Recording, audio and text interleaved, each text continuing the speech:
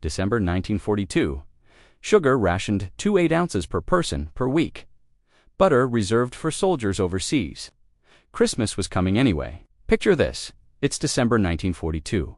Your husband serves in North Africa. Your son trains at boot camp.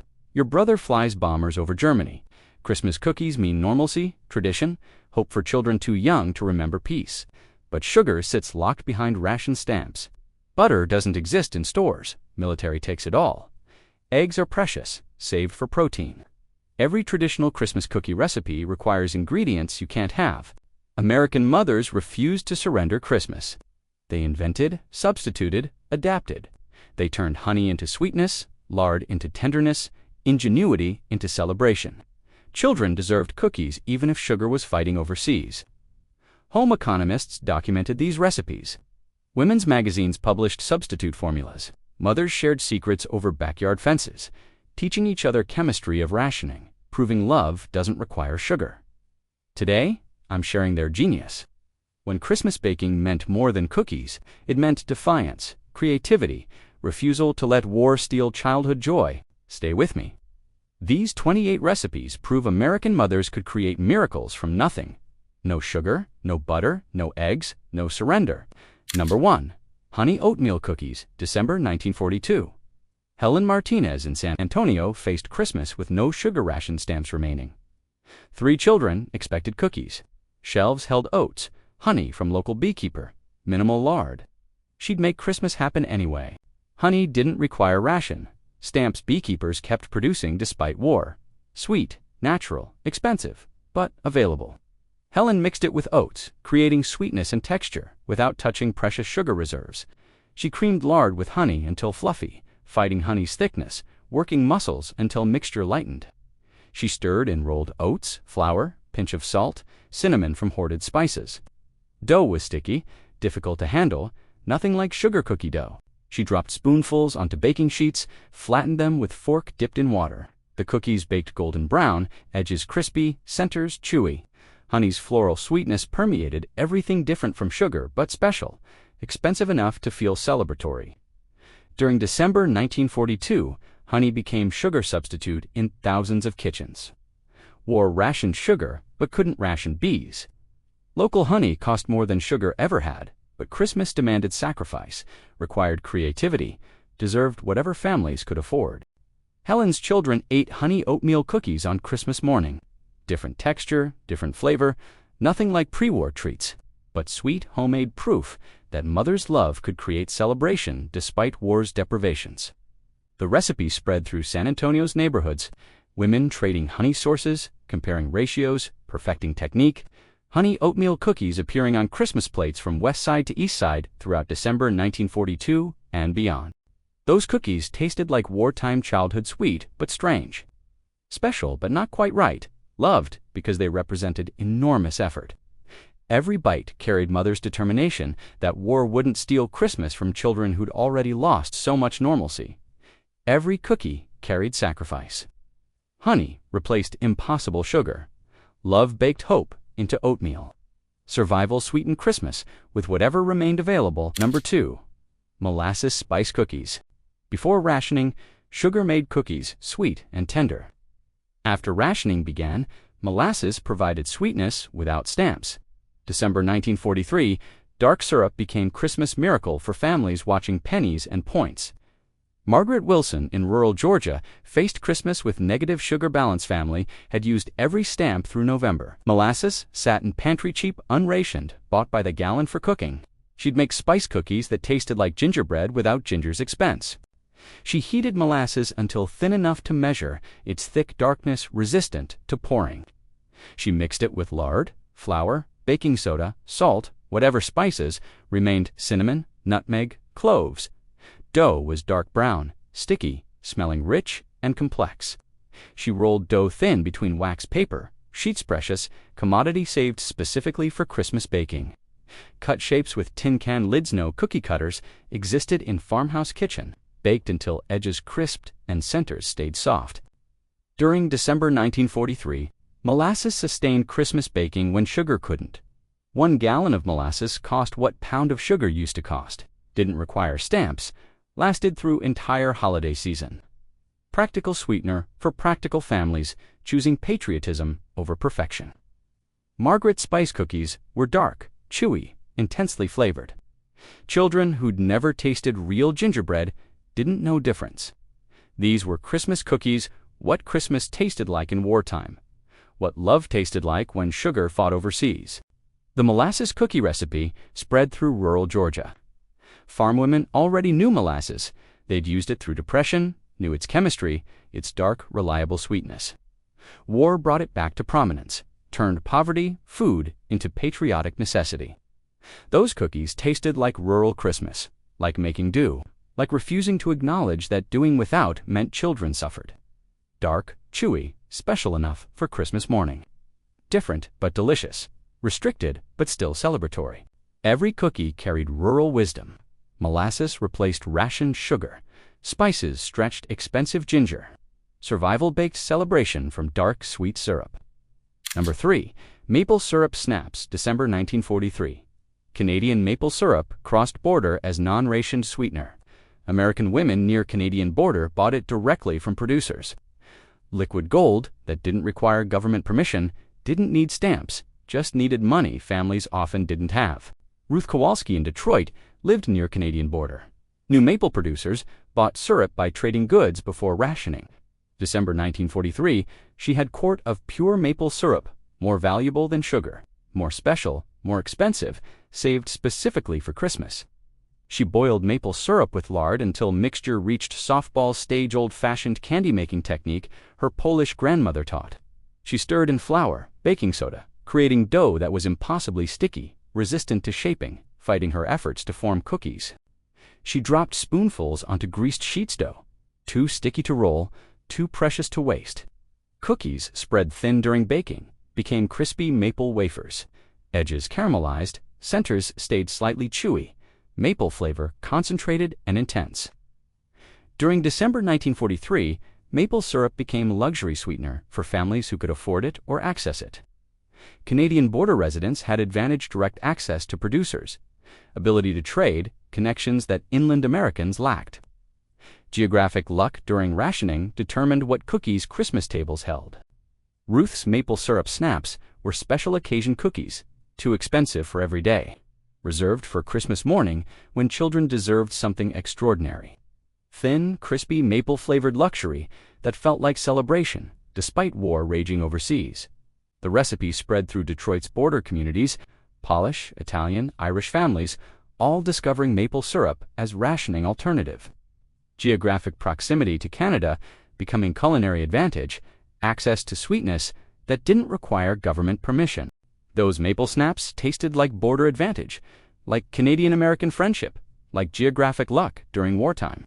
Thin, crispy, intensely maple-flavored, expensive enough to feel special, different enough to feel celebratory, sweet enough to feel like Christmas.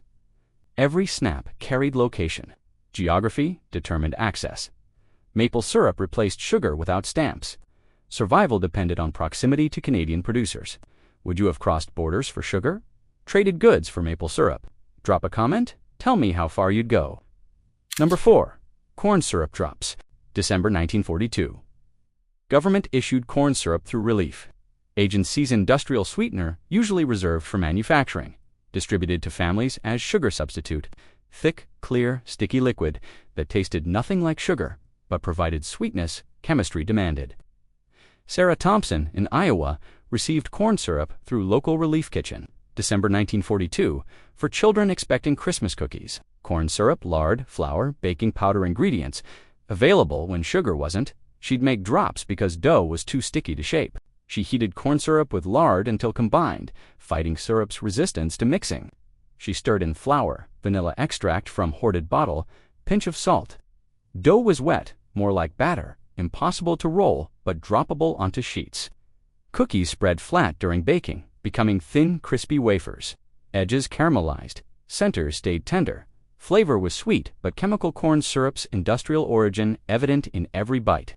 Not delicious exactly, but sweet. Homemade, special enough for Christmas. During December 1942, corn syrup kept wartime Christmas alive.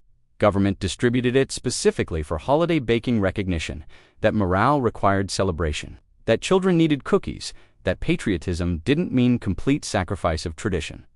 Small gesture, acknowledging home front suffering. Sarah's children ate corn syrup drops without complaint. They'd never tasted white sugar cookies. War started when they were young. Rationing was their normal. These were Christmas cookies. What Christmas tasted like. What mother made when she loved you. The recipe spread through relief kitchens nationwide. Home economists teaching corn syrup techniques, explaining chemistry, helping mothers create Christmas despite impossible circumstances. Government sweetener becoming family tradition born from necessity. Those drops tasted like institutional sweetener, like government assistance, like Homefront doing without, so soldiers could have everything. Chemical flavor that children accepted because they knew no different. Mothers tolerated because Christmas required sacrifice. Every drop carried chemistry. Industrial sweetener replaced household sugar. Government recognized cookie importance. Survival baked celebration from factory syrup. Number 5. Carrot-sweetened cookies before sugar science. Vegetables were vegetables. Desserts were desserts, never combined. After rationing, carrots contained natural sugars, added moisture, stretched ingredients. December 1943, Victory Garden carrots became Christmas miracle through chemistry and desperation. Elizabeth Harrison, in Philadelphia's Victory Garden, produced more carrots than family could eat. December 1943, no sugar stamps remaining. Children deserving cookies. Carrots contained natural sweetness, not much, but something. She'd make it work through sheer determination. She grated carrots fine, squeezed out excess moisture through cheesecloth.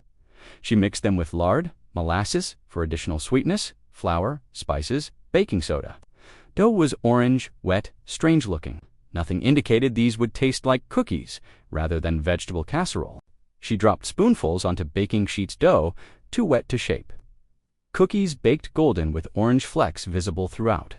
They tasted mildly sweet, carrot flavor present but masked by spices, texture moist and cake-like.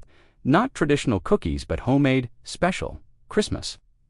During December 1943, Victory Gardens provided ingredients, rationing, cooking fresh vegetables, free food, cultivation that felt patriotic. Using carrots for cookies was desperate innovation, chemical understanding that vegetables contain sugars, willingness to try anything for children's Christmas. Elizabeth's children ate carrot cookies, skeptically at first. Orange flecks looked wrong, texture felt wrong, entire concept seemed wrong. But cookies were cookies, homemade was special, Christmas was Christmas. They ate every one, remembered them forever as wartime childhood oddity. The recipe spread through Victory Gardening networks. Women's magazines published carrot cookie recipes, explaining science, encouraging experimentation. Home economists promoted vegetable desserts as patriotic innovation, rationing workaround, proof American ingenuity could overcome any obstacle. Those carrot cookies tasted like Victory Garden, resourcefulness, like scientific understanding of natural sugars, like mother's refusal to let rationing destroy Christmas. Odd but sweet, vegetable forward but celebratory, wrong but somehow right for wartime childhood. Every cookie carried agriculture. Carrots replaced sugar naturally.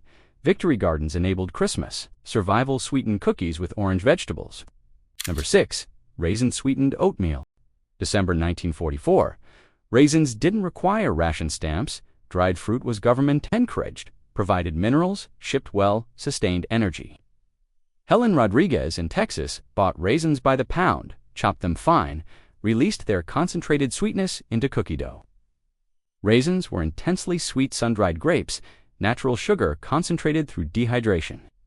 Chopped fine, they distributed sweetness throughout dough, creating pockets of flavor, adding moisture that sugar alone couldn't provide. Chemistry in nature replacing industrial processing. She soaked raisins in hot water to soften them, then chopped them into paste-like consistency. She mixed paste with lard, oats, flour, cinnamon, tiny bit of molasses if available. Dough was dark, studded with raisin bits, naturally sweet without single grain of white sugar. Cookies baked chewy and dense, raisins creating moisture that prevented drying out. Each bite contained raisin sweetness, not uniform like sugar, but concentrated bursts of flavor throughout cookie. Different texture, different sweetness distribution, but special and homemade in Christmas.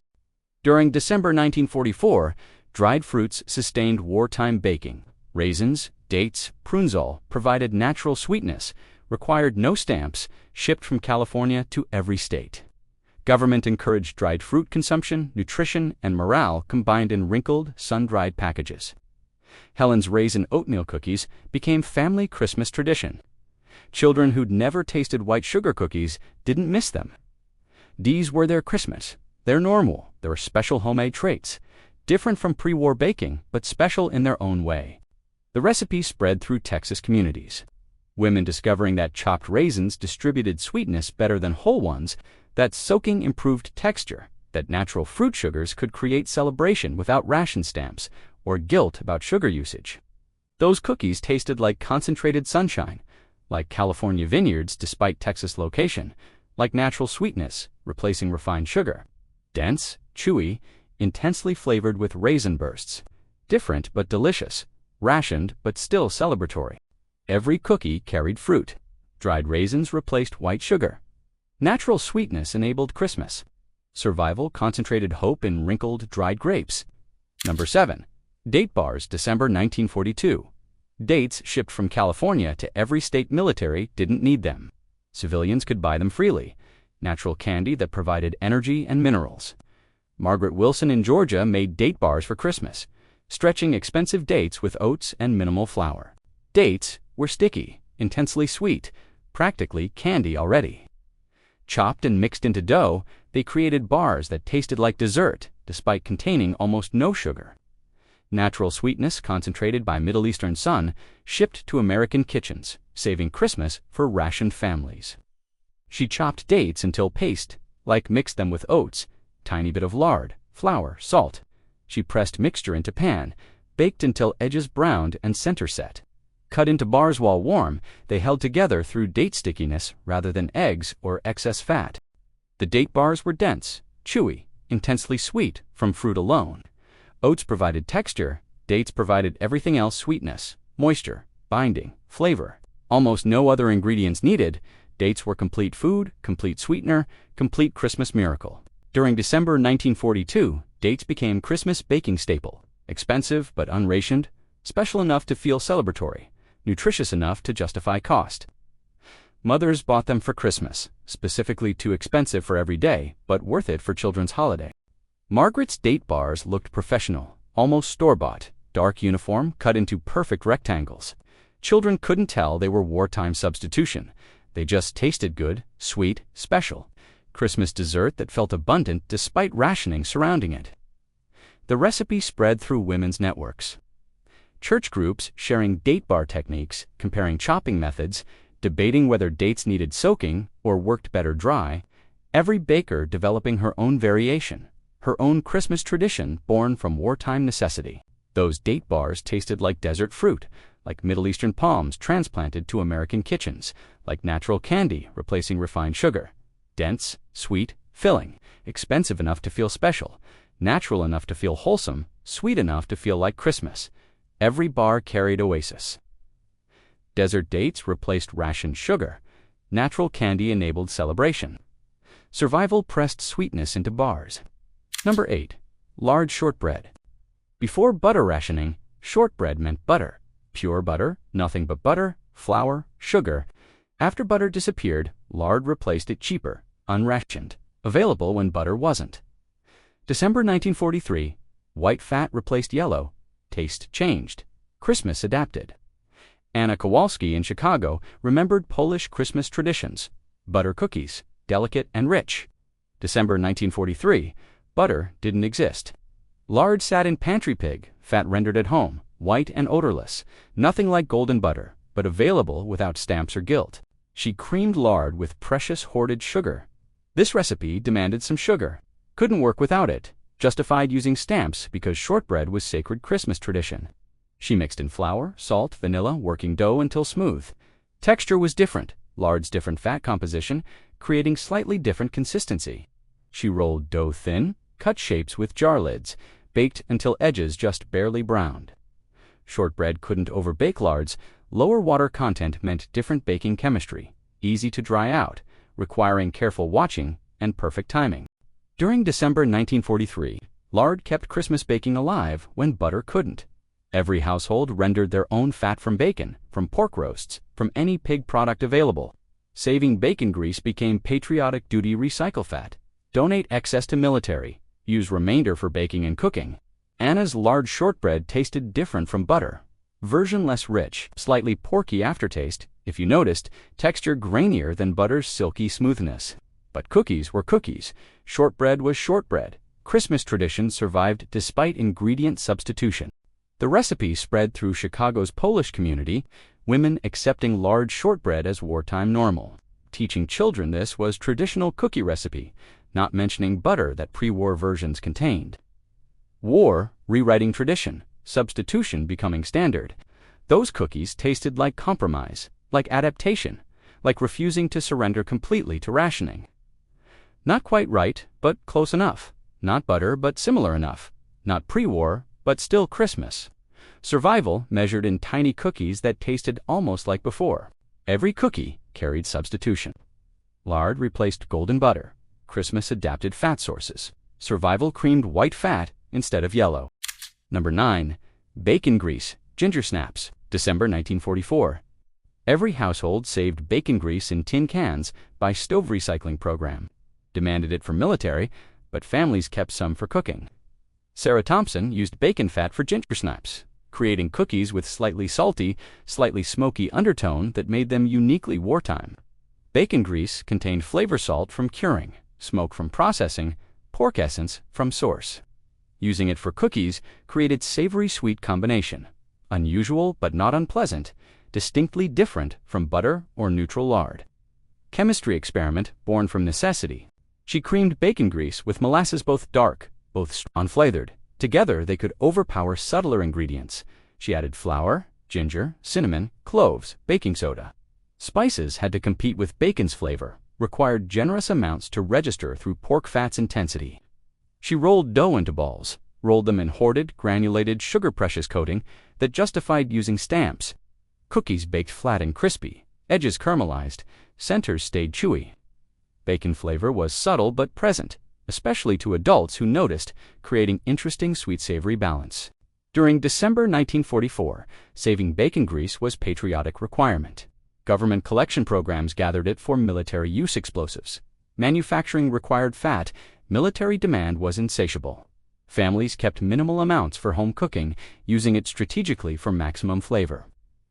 Sarah's bacon ginger snaps were conversation pieces. Interesting flavor, unusual combination, obviously wartime creation. Children loved them, adults debated them. Everyone ate them because cookies were cookies, and Christmas demanded celebration, regardless of ingredients. The recipe spread through recycling networks. Women discussing how much bacon flavor was acceptable, how to mask it, how to enhance it, depending on preference. Wartime baking became flavor experimentation, chemistry lesson, acceptance that nothing would taste like pre-war normal. Those ginger snaps tasted like bacon and molasses, savory and sweet, wrong but right, strange but familiar.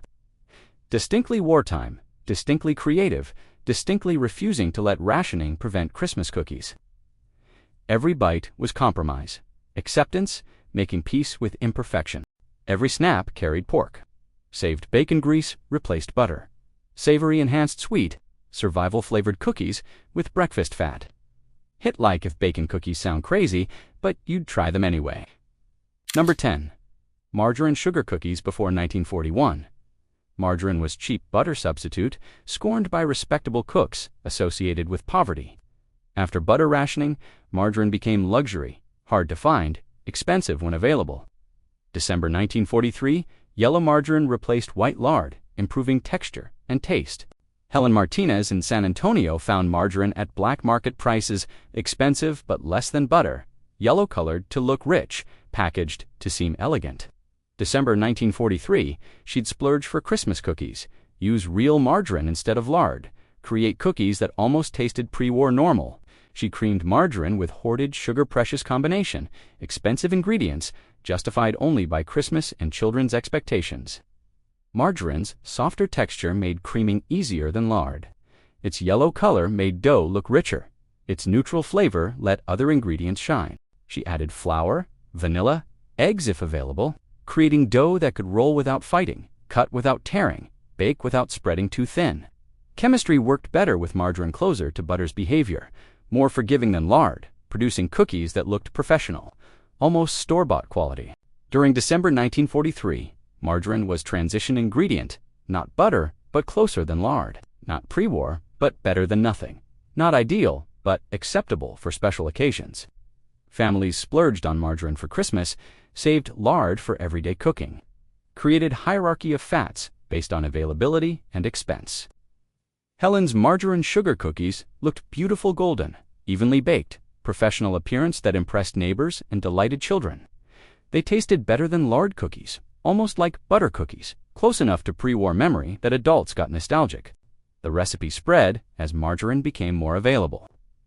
Women discovering that margarine worked better for cookies than lard, accepting that butter might never return to pre-war availability, adjusting expectations to new normal where margarine was luxury. Those cookies tasted like compromise between past and present, between butter memories and lard reality, between what Christmas used to be and what war had made it, close to normal, almost familiar, good enough to feel celebratory. Every cookie carried yellow fat. Margarine bridged butter and lard. Christmas justified expense.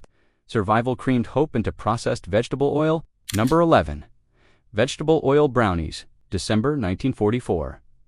Vegetable oil was unrationed corn oil, cottonseed oil, any liquid fat from plant sources rather than animal. Ruth Kowalski in Detroit made brownies with oil instead of butter, creating fudgy texture that actually worked better than traditional solid fats. Oil's liquid state at room temperature changed, chemistry created denser, fudgier texture, moisture that lasted days, richness that didn't require butter's expense, scientific accident that improved brownies, wartime substitution that became preferred method even after rationing ended. She mixed cocoa powder with oil, sugar hoarded from previous months, flour, eggs if available. Batter was smooth, pourable, completely unlike butter-based batters. She poured it into greased pan, baked until edges set but center stayed slightly underdone. The brownies were intensely fudgy oils, moisture distribution creating uniform texture throughout. No dry spots, no crumbly edges. Rich chocolatey, dense enough to feel decadent despite wartime ingredients. Accidental improvement through forced substitution. During December 1944, oil-based baking gained popularity. Home economists promoted it as superior alternative, explaining chemistry, encouraging experimentation. What began as rationing necessity became preferred technique, proving that wartime innovation sometimes surpassed traditional methods. Ruth's oil brownies were family favorite, fudgier than butter brownies, cheaper than butter brownies, easier to make than butter brownies.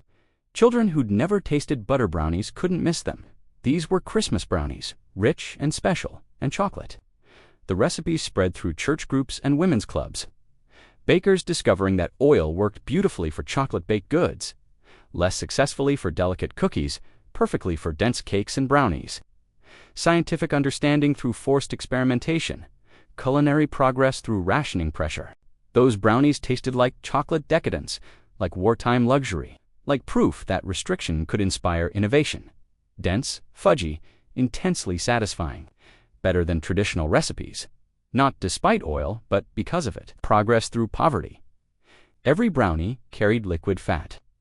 Oil improved texture accidentally. Science advanced through rationing. Survival baked better chocolate through vegetable oil. Number 12. Peanut butter cookies. December 1942. Peanut butter was unrationed military. Wanted it, but civilian supply remained adequate. No butter required in recipe peanut butter, provided fat, protein, flavor, binding. Perfect wartime cookie, requiring minimal sugar, no butter, no eggs if properly formulated. Margaret Wilson in Georgia used peanut butter from local grinder fresh ground at store. Oil separating on top, nothing but peanuts and salt. December 1942, she mixed it with tiny bit of sugar, flour, vanilla, creating dough that held together through peanut butter's natural oils. She rolled dough into balls, pressed them flat with fork tines, creating characteristic crosshatch pattern. Fork marks weren't decoration originally, they were practical, flattening cookies so they'd bake through, creating larger surface for browning and crisping. Cookies baked golden brown, edges crispy, centers staying soft and peanutty. Strong peanut flavor dominated, no butter to compete, minimal sugar to mask, pure peanut essence concentrated in every bite. Protein-rich, filling, satisfying in ways delicate butter cookies never were. During December 1942, peanut butter cookies became standard Christmas treat, required so few rationed ingredients, demanded minimal effort, tasted substantial and satisfying despite simplicity. Perfect wartime recipe, practical and delicious, nutritious and celebratory. Margaret's children ate peanut butter cookies without knowing they were poverty food. Peanut butter was normal. They'd eaten it on sandwiches, in sauces, mixed with everything. These cookies tasted familiar, comforting, appropriate for Christmas morning, despite lacking butter's richness. The recipe spread nationally through every channel magazine's radio, newspapers, government publications. Home economists promoted peanut butter cookies as ideal wartime baking, encouraging mothers to embrace simplicity, to celebrate what was available rather than mourn what wasn't. Those cookies tasted like American pantry staple, like protein and fat combined, like making virtue of necessity. Simple, honest, unpretentious.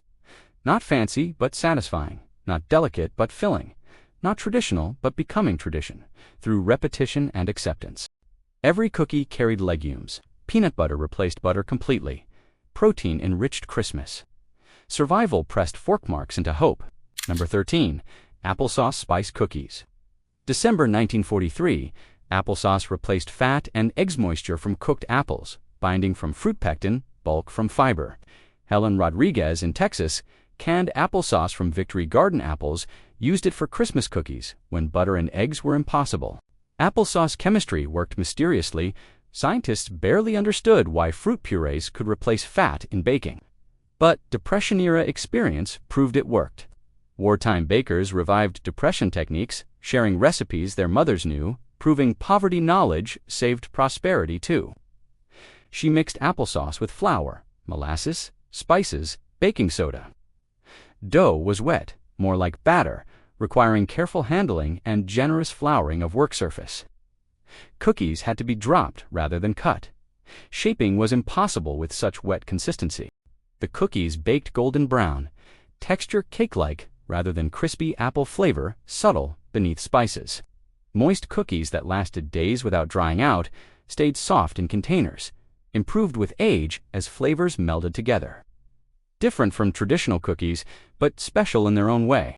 During December 1943, applesauce replaced multiple expensive ingredients, simultaneously fed, eggs, moisture, even some sugar, since apples contained natural sweetness. Victory Gardens produced apples. Home canning preserved them. Wartime ingenuity transformed them into Christmas cookies. Efficiency and resourcefulness combined.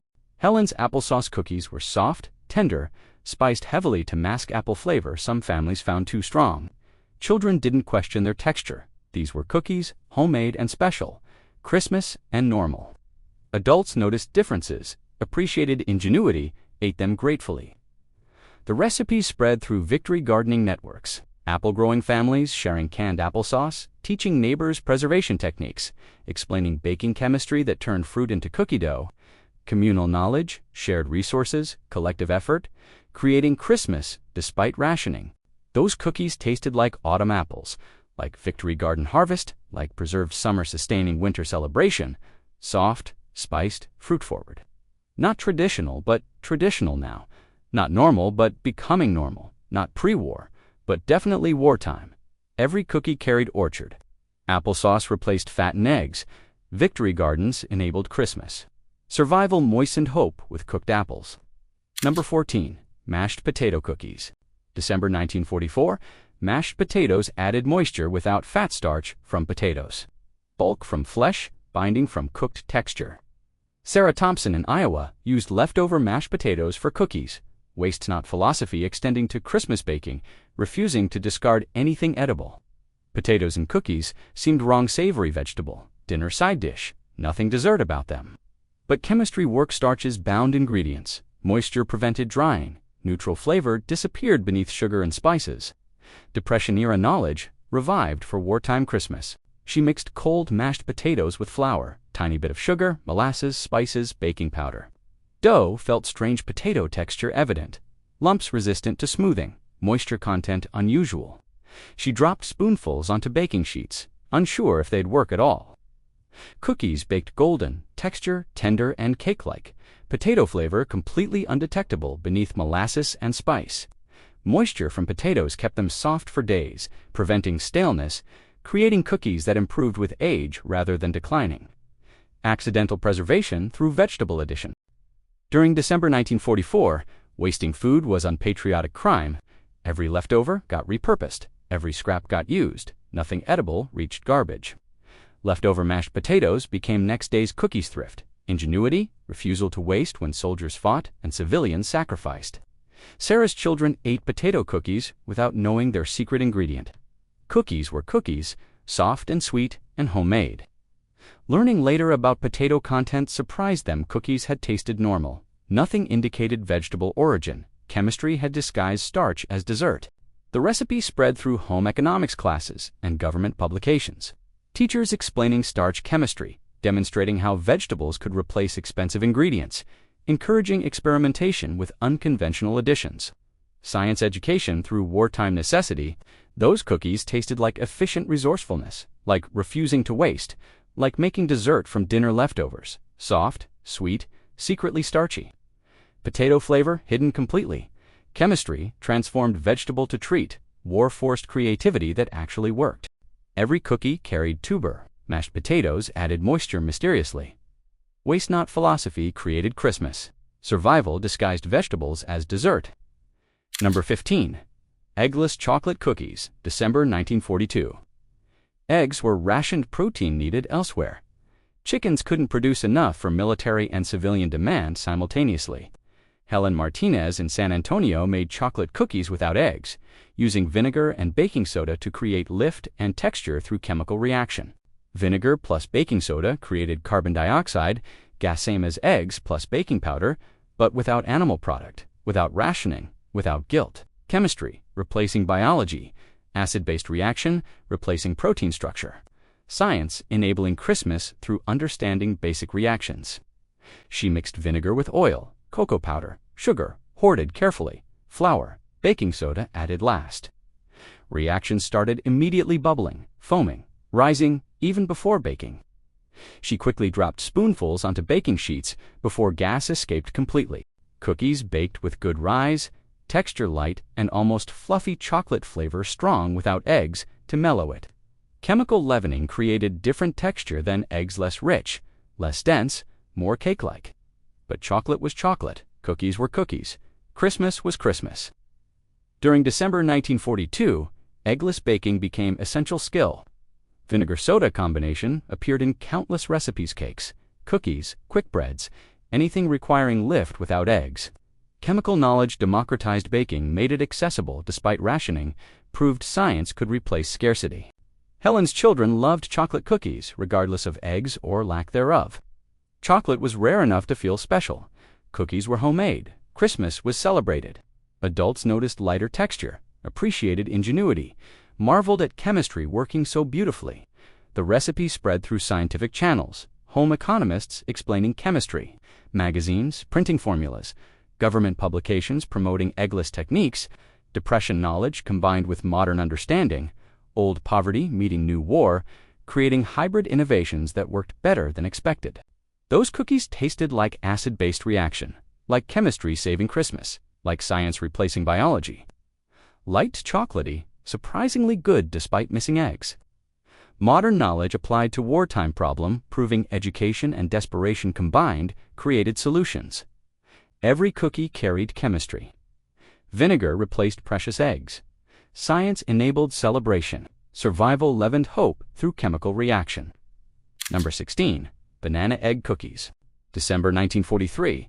Overripe bananas replaced egg-smashed banana-bound ingredients, added moisture, provided sweetness, eliminated need for rationed eggs and some sugar.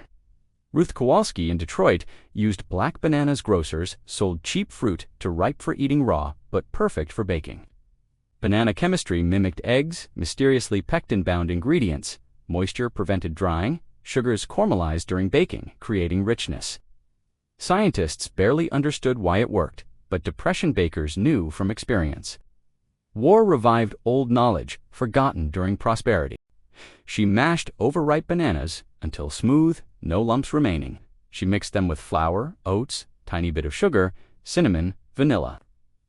Dough was wet, sticky, impossible to roll, but droppable onto baking sheets.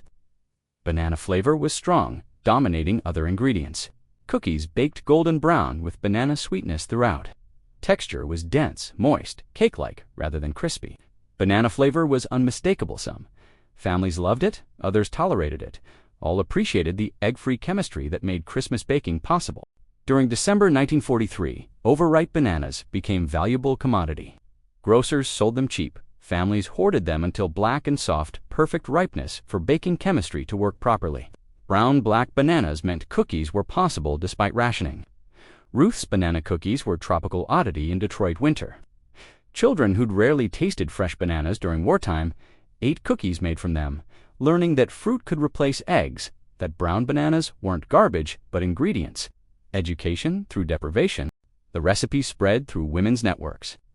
Mothers teaching each other to watch for overripe bananas at markets, to ask grocers to save them, to mash them thoroughly for proper binding. Communal knowledge about fruit chemistry, shared understanding that desperation required education.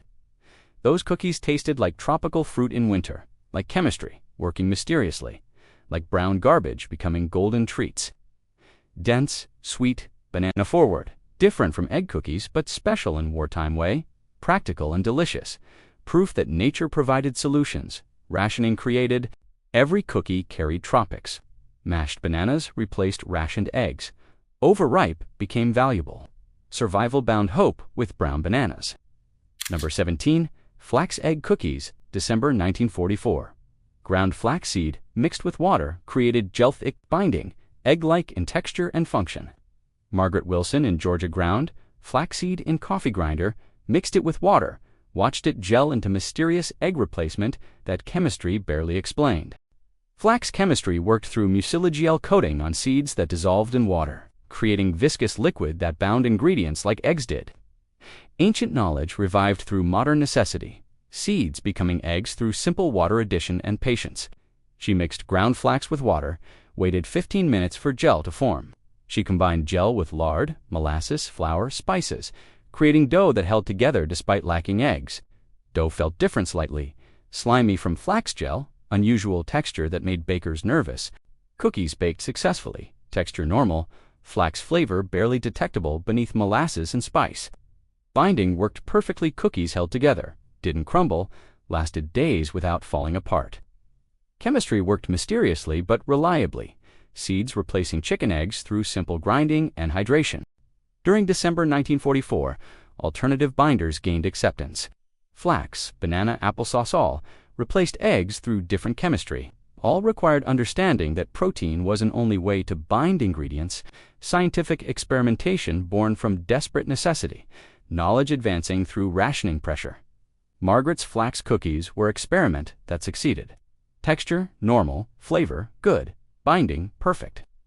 Children didn't know they contained ground seeds. Adults marveled at chemistry. Everyone ate them gratefully because cookies existed despite egg rationing. The recipe spread through health-conscious networks.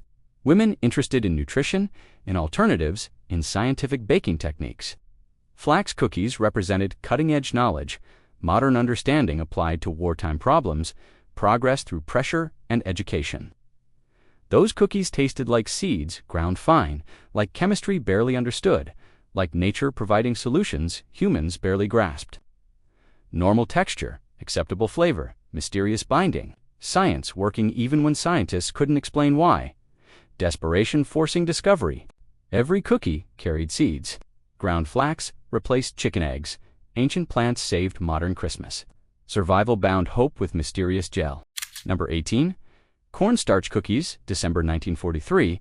Cornstarch thickened without eggs, pure starch from corn. Refined white powder that absorbed liquid created structure, allowed cookies to set without eggs or excess fat.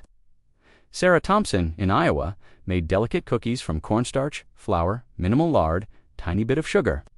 Cornstarch cookies were delicate, fragile, melty mouth texture, like shortbread, but lighter. Pure white appearance, refined and elegant, looking expensive despite poverty ingredients. Depression-era recipe revived for wartime Christmas, proving elegance didn't require wealth. She mixed cornstarch with flour, powdered sugar if available, or granulated if not, tiny amount of lard. vanilla extract. Dough was crumbly, barely holding together, requiring gentle handling and quick work before it dried completely and refused to shape. She rolled dough. Thin thickness was enemy. Thick cookies stayed dense and heavy. Thin cookies became delicate and special. Cut shapes carefully, transferred to baking sheets with spatula, baked until barely colored at edges, while centers stayed white. During December 1943, cornstalk cookies represented aspirational baking, elegant appearance. Delicate texture, refined whiteness that felt celebratory. Poor ingredients producing rich results. Chemistry creating elegance. Knowledge replacing wealth as source of celebration. Sarah's cornstarch cookies looked professional, store-bought, expensive. White, delicate, sophisticated despite costing pennies. Children thought they were fancy. Adults knew they were clever. Everyone appreciated that elegance didn't require rationed ingredients. The recipe spread through aspiration networks. Women wanting elegant Christmas despite poverty. Mothers wanting children to feel special. Families refusing to look poor even when they were cornstarch. Cookies represented dignity through chemistry, elegance through knowledge. Those cookies tasted like refined starch, like elegant poverty, like dignity maintained despite deprivation. Delicate, white melting mouth, tender, fragile but beautiful, cheap but elegant, rationed but refined. Proof that knowledge created value wealth alone couldn't buy. Every cookie carried starch. Cornstarch created delicate texture. Poverty looked elegant. Survival refined hope into white powder. Number 19. Applesauce egg cookies, December 1944. Applesauce replaced both fat and eggs. Simultaneously complete substitution, total replacement, one ingredient doing triple duty. Helen Rodriguez in Texas used Victory Garden applesauce for Christmas cookies, proving one jar could replace butter, eggs, and some sugar through fruit chemistry. Applesauce chemistry was efficient pectin-bound, moisture hydrated, sugar sweetened, fiber added bulk. One ingredient replacing four, efficiency born from necessity, chemistry working harder because rationing demanded it. Scientific understanding through desperate pressure, she mixed applesauce with flour, molasses, spices, baking soda. Dough was wet, more batter than dough, requiring spoon dropping rather than rolling. Applesauce's moisture-dominated texture, creating cookies that were more like small cakes than traditional crisp cookies. Cookies, baked soft and tender, staying moist for days without drying. Apple flavor was subtle, masked by strong molasses and spice. Texture was cake-like, almost muffin-like, different from traditional cookies but special in wartime way. During December 1944, multifunction ingredients gained popularity. Why use 3 rationed ingredients when one unrationed ingredient could replace all 3? Efficiency was patriotic. Cleverness was celebrated. Science was weapon against deprivation. Helen's applesauce egg cookies represented peak efficiency, one jar, doing everything, requiring minimal additional ingredients, creating Christmas with maximum resourcefulness. Children ate them without knowing their secret efficiency. Adults marveled at chemistry working so perfectly. The recipe spread through efficiency networks. Women competing to use fewest ingredients to stretch resources furthest to create most with least. Rationing became optimization challenge. Cooking became mathematics. Christmas became proof of human ingenuity. Those cookies tasted like Victory Garden fruit, like efficiency maximized, like one ingredient doing everything. Soft, moist, fruit-forward beneath spices. Not traditional, but traditional now. Not normal, but new normal. Not pre-war, but definitely post-war sensibility emerging. Every cookie carried efficiency. One ingredient replaced 3. Applesauce was miracle worker. Survival maximized resourcefulness through chemistry. Number 20. Condensed milk macaroons. December 1942, sweetened condensed milk was unrationed military. Used it, but civilian supply remained adequate. Thick, sweet, sticky, containing sugar and milk in concentrated form. Ruth Kowalski in Detroit made macaroons with condensed milk, coconut, no eggs, creating cookies that bound through milk's concentrated proteins. Condensed milk was complete ingredient: sugar for sweetness, protein for binding, liquid for moisture. Everything cookies needed, except bulk. Add shredded coconut for texture, vanilla for flavor, baking powder for lift. Chemistry worked perfectly through industrial processing.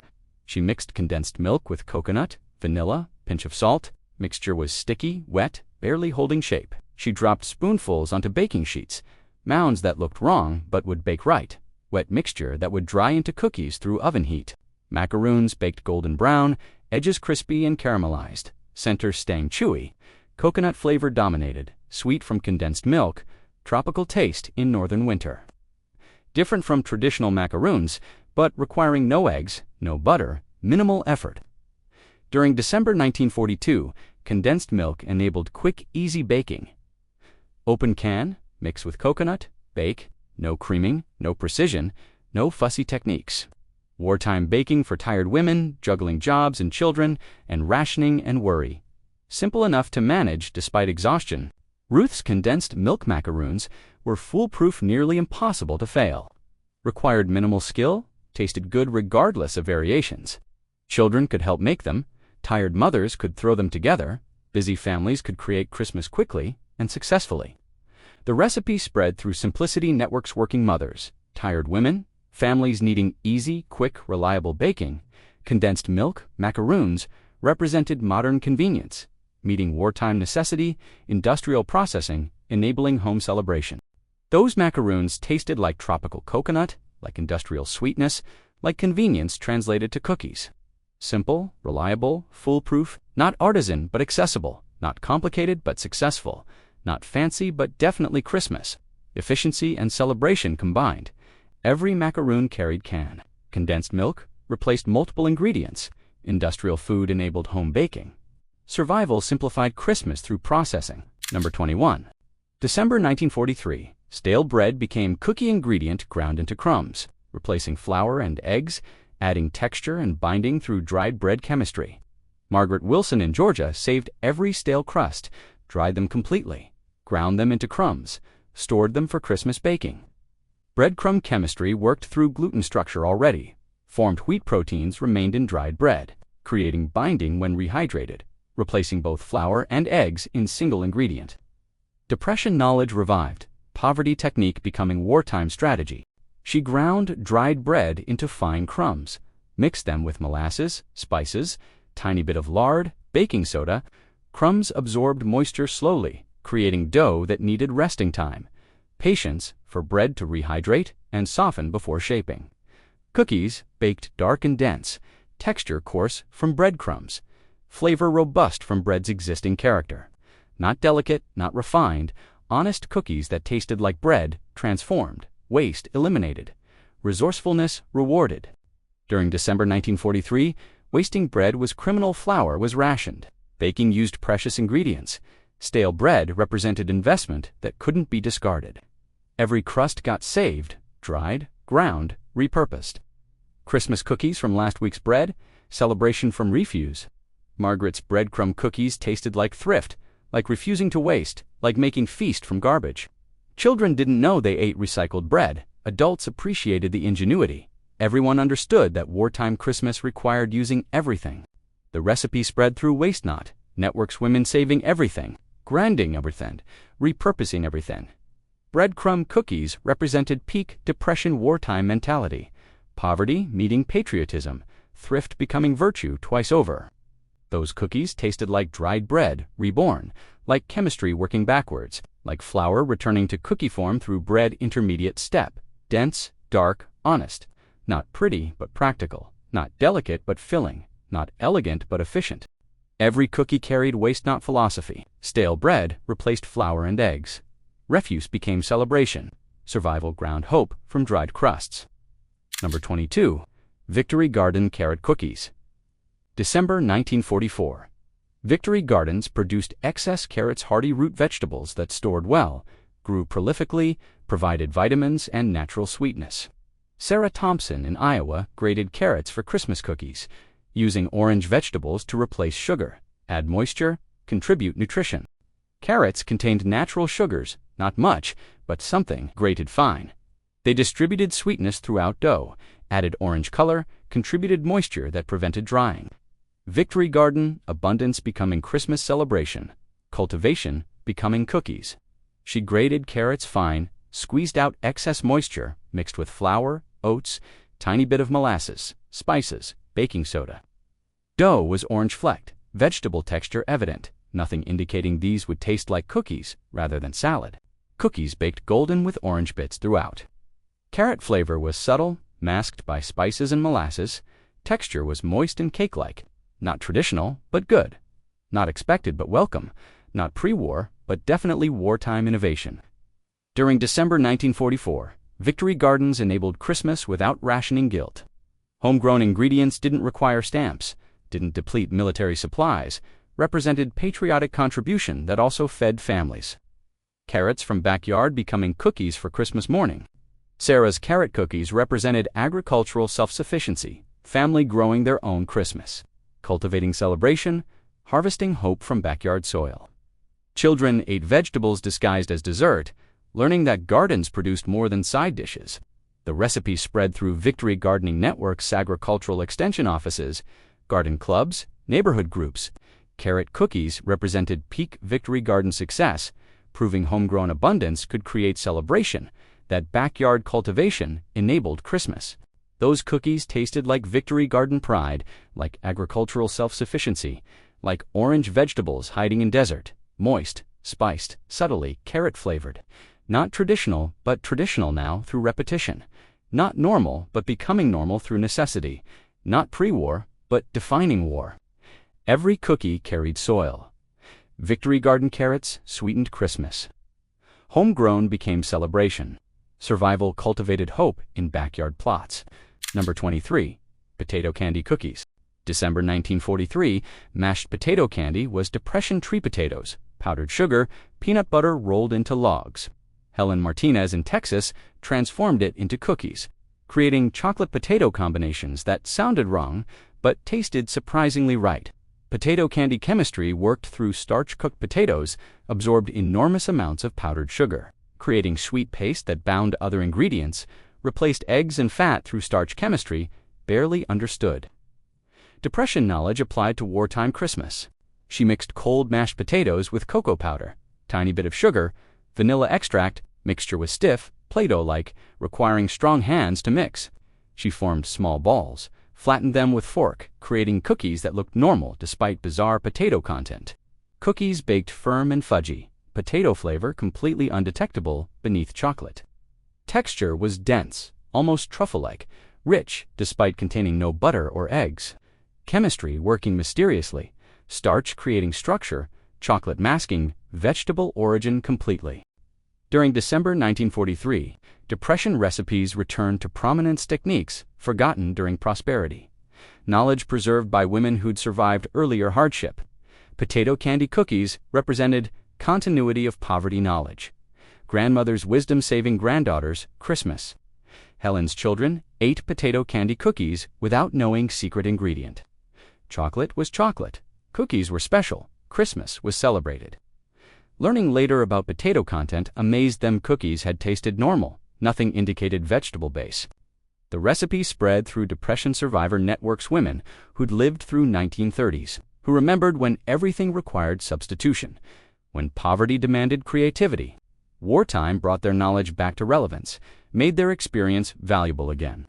Those cookies tasted like chocolate fudge, like starch chemistry, like vegetables hiding perfectly. And rich. Potato content undetectable, chocolate flavor dominant, texture almost truffle-like. Bizarre recipe working perfectly through chemistry nobody fully understood. Every cookie carried tuber.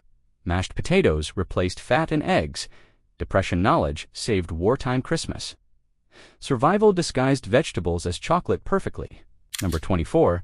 Puffed rice treats, December 1944. Puffed rice cereal was unrationed breakfast food. Military didn't need it, civilians could buy freely.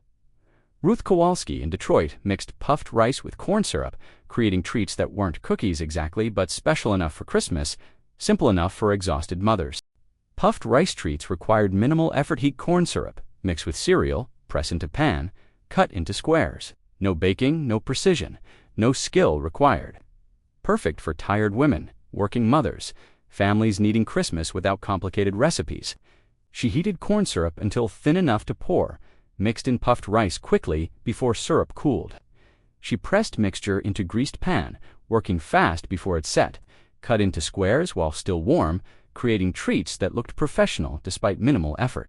The treats were crispy, sweet, held together through corn syrup's stickiness. Not traditional cookies, but special enough for Christmas morning, different enough to feel festive, easy enough that children could help make them. During December 1944, no-bake treats gained popularity. Tired women needed simple recipes. Busy families needed quick Christmas. Children needed something special, despite adult exhaustion. Puffed rice treats delivered celebration with minimum effort. Ruth's treats were family favorites. Children loved helping make them. Mothers loved their simplicity. Everyone loved that Christmas happened despite exhaustion. Not elegant, but achievable. Not fancy, but festive. Not complicated, but celebratory. The recipes spread through exhaustion, networks working mothers, single parents, families where women juggled multiple jobs and childcare. Puffed rice treats represented modern wartime reality. Women were tired. Recipes had to be simple. Christmas still mattered. Those treats tasted like corn syrup sweetness, like crispy cereal, like celebration achieved through exhaustion. Simple, fast, foolproof. Not cookies, but close enough. Not traditional, but becoming tradition. Not fancy, but definitely Christmas. Efficiency meeting necessity. Every square carried exhaustion. No-bake treats saved energy. Corn syrup bound hope. Survival simplified Christmas for tired mothers. Number 25. Prune whip cookies. December 1943, prunes were unrationed dried plums. Government encouraged, provided fiber and iron and natural sweetness. Margaret Wilson in Georgia whipped prunes with water, creating puree that replaced eggs, fat, and sugar in one efficient ingredient. Prune chemistry was complete pectin-bound, moisture hydrated, sugars sweetened, fiber added bulk. One ingredient doing everything, efficiency at peak, science working overtime to replace multiple rationed ingredients through single dried fruit. She soaked prunes in hot water until soft, then whipped them until smooth. She mixed puree with flour, spices, baking soda, creating dough that was dark, purple, strange-looking, unpromising in appearance but functional in chemistry. Cookies baked dark brown, almost black from prune color. Flavor was intense prune, taste dominated, sweet, and slightly medicinal. Not everyone's preference, but acceptable when sugar was impossible. Texture was moist, cake-like, lasting days without drying. During December 1943, dried fruits enabled Christmas baking. Prunes, dates, raisins, apricots all provided natural sweetness, required no stamps, shipped well, stored forever. Government promoted dried fruit consumption nutrition, and morale combined in wrinkled packages. Margaret's prune cookies were acquired tastes. Some loved their intense flavor, others tolerated them. Children often rejected them initially. But Christmas meant eating what mother baked, appreciating effort, accepting that wartime treats differed from peacetime expectations. The recipe spread through efficiency networks, women seeking maximum replacement from single ingredient, mothers wanting simplest possible baking, families accepting that Christmas required compromise. Prune cookies represented pragmatic celebration, efficient chemistry, acceptance of imperfection. Those cookies tasted like dried plums, like complete replacement, like one ingredient doing everything. Dark, intense, prune-forward, efficient but challenging, practical but not delicious, celebrated but not beloved. Wartime treat representing necessity over preference. Every cookie carried efficiency. Prunes replaced eggs, fat, sugar. One fruit did everything. Survival whipped hope from dried plums. Number 26. Soda cracker toffee, December 1944. Saltine crackers were unrationed basic food, always available, cheap, and accessible. Sarah Thompson in Iowa layered crackers with margarine and brown sugar, creating toffee-like treat that tasted expensive despite poverty ingredients. Soda cracker toffee was alchemy. Saltines plus margarine plus brown sugar equaled something transcendent. Greater than ingredient sum, chemistry creating transformation that seemed impossible. Simple ingredients becoming complex flavors through heat and caramelization. She layered crackers in pan, covered them with melted margarine and brown sugar mixture, baked until bubbly and caramelized. Sugar melted into crackers, creating toffee-like coating, transforming plain saltines into candy-like treats. The toffee cooled hard and crispy, cracker texture softened by caramel, salt contrasting with sweetness perfectly. Broken into pieces, it looked professional, tasted expensive, impressed neighbors who couldn't believe ingredients were so humble. During December 1944, cracker toffee represented kitchen alchemy, cheap ingredients becoming special, chemistry creating value, knowledge producing celebration. Every woman who made it felt like a magician, transforming garbage into gold through heat and understanding. Sarah's cracker toffee was Christmas. Miracle children thought it was fancy candy. Adults knew it was clever chemistry. Everyone agreed it tasted special regardless of poverty, origins. Saltines redeemed, elevated, transformed through simple technique. The recipe spread like wildfire, too easy not to share. Too impressive, not to brag about, too delicious, not to make repeatedly. Cracker toffee became wartime Christmas standard, appearing on tables nationwide, proving that humble ingredients could shine. Those pieces tasted like caramelized sugar, like salt-sweet perfection, like poverty elevated to elegance. Crispy, candy-like, surprisingly sophisticated. Simple ingredients transformed, basic becoming special, cheap becoming celebratory through chemistry and heat. Every piece carried transformation. Saltines became toffee, magically. Chemistry created elegance. Survival caramelized hope over crackers. Number 27. Cornflake macaroons, December 1942. Cornflakes were unrationed breakfast cereal, always available, providing crunch and bulk without requiring scarce ingredients. Helen Rodriguez in Texas mixed cornflakes with condensed milk, creating macaroons that were crispy, sweet, requiring no eggs or butter. Cornflake chemistry was simple. Cereal provided structure. Condensed milk provided binding and sweetness. Heat sealed them together. Industrial foods combining processed ingredients, creating home baking. Modern convenience, enabling traditional celebration. She mixed cornflakes with sweetened condensed milk, vanilla extract, pinch of salt. Mixture was sticky, cornflakes coated with thick milk clumping together into mounds that held shape without eggs or flour.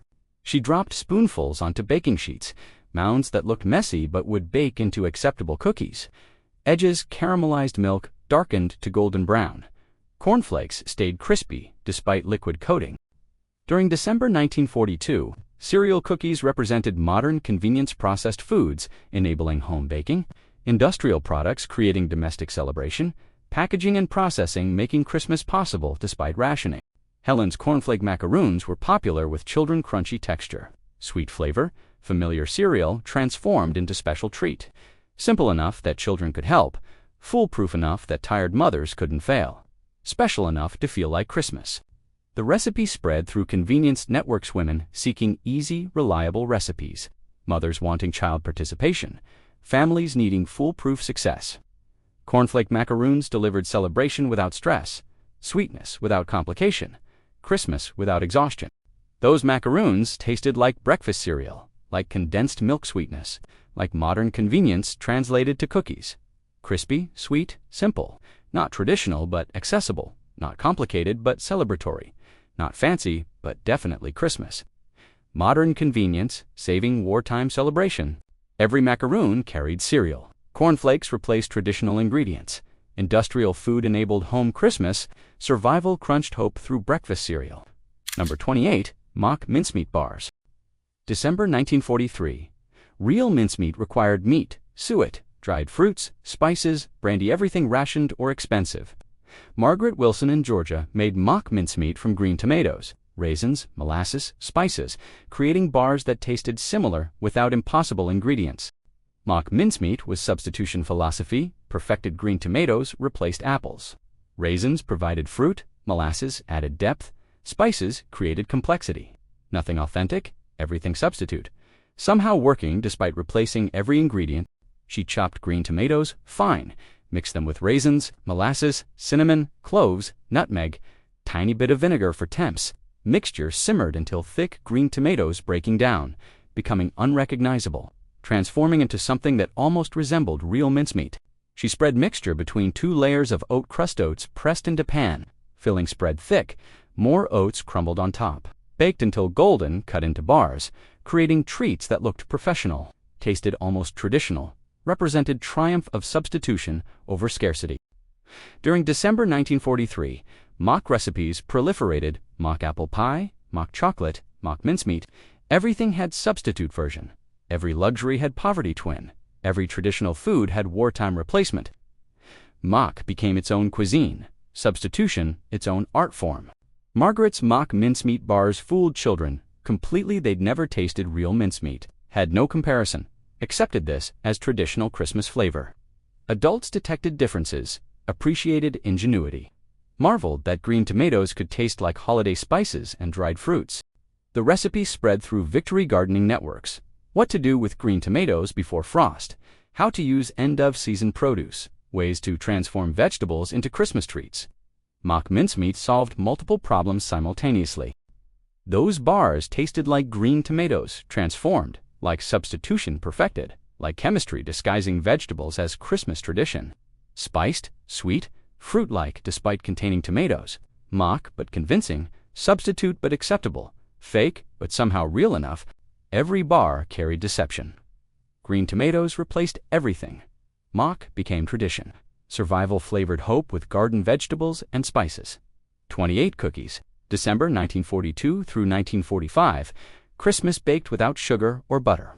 Honey and lard, bacon grease and molasses. Mashed potatoes and cornflakes. Carrots and breadcrumbs. Whatever remained after rationing took everything else. These weren't just cookies.